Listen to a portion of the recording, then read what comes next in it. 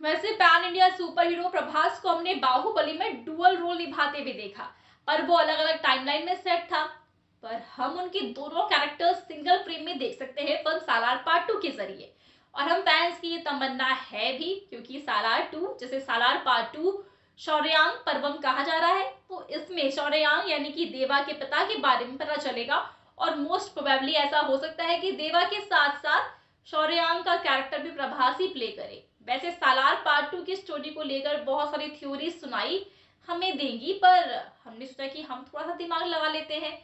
पर अब सौर्यांग यानी कि देवा के पिता और सौर्यांग ट्राइब, इन्हें इस तरह से रिप्रेजेंट किया गया है जैसे कि एक पावरफुल ट्राइब होता है ना, वैसे जिससे कि मन्नर ट्राइब डरता था और जिससे राजा मन्नार बिलोंग करते थे, इसलिए वो पीठ पीछे वार करता था। और इसलिए जो देवा के पिता को रास्ते से हटाने में बहुत सारी डिफिकल्टी हुई, पर आखिर में वो कामयाब हो गया। तो अब सालार पार्ट 1 में देवा और उसकी फैमिली को लेकर जो आइडिया दिया गया उसे पार्ट 2 में एक्सप्लोर किया जाएगा, जहां देवा को पता चलेगा कि उसकी पहचान सिर्फ वर्धा का दोस्त नहीं है, या उसका मोटिव सिर्फ वर्धा के लिए लड़ना नहीं है, और ये उसे अच्छी तरह से बता सकता है कि भारत जो कि सौर्यांग ट्राइब से बिलोंग करता है, वो देवा को बताया कि वो असल में कौन है। तो इसी के साथ कहानी उस टाइमलाइन में चली जाती है जब देवा के पिता शौर्यांग जिंदा थे, उनकी और मन्नार ट्राइब की कैसे दुश्मनी हुई थी, क्या क्या हुआ था, ये सारा अलग टाइमलाइन में सेट होगा।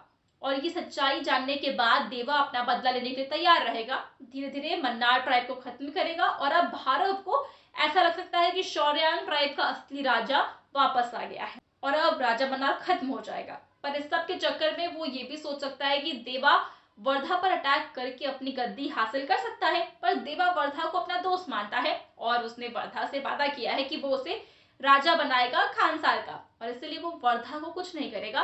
पर भारत को ये बिल्कुल भी पसंद नहीं आएगा, तो वो कोशिश कर सकता है कि किसी वजह से वर्धा और देवा में दरार आ जाए और देवा अपनी असली पहचान को समझे और उस तरह से बर्ताव करे। क्या पता भारत को ये डर भी लगे कि वर्धा आगे जाकर शौर्यांग ट्राइब के लिए बहुत बड़ा खतरा साबित हो, इसलिए वो उसे हटाने की कोशिश करना चाहता हो।